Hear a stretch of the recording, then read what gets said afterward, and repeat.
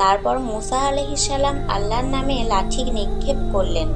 দেখা গেল তা বিরাট অজগর সাপের ন্যায় রূপ ধারণ করল এবং জাদুকরদের সমস্ত অলীক কীর্তিগুলোকে গ্রাস করতে লাগল। এ দৃশ্য দেখে যুগশ্রেষ্ঠ জাদুকরগণ বুঝে নিল যে মুসার এ জাদু আসলে জাদু নয়, কেননা জাদুর সর্বোচ্চ বিদ্যা তাদের কাছেই রয়েছে। মুসা তাদের চেয়ে বড় জাদুকর হলে এতদিন তার নাম শোনা যেত, তার ওস্তাদের খবর জানা যেত। তাছাড়া তার যৌবনকাল অবধি সে আমাদের কাছেই ছিল, কখনোই তাকে জাদু শিখতে বা জাদু খেলা দেখাতে বা জাদুর প্রতি কোনরূপ আকর্ষণও তার মধ্যে কখনো দেখা যায়নি। তার পরিবারেরও কোনো জাদুকর নেই।